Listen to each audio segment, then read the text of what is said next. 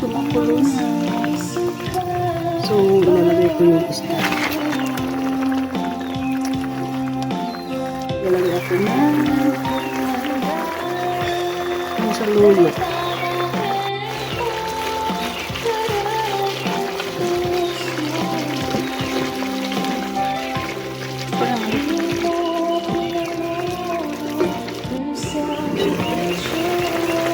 Yes.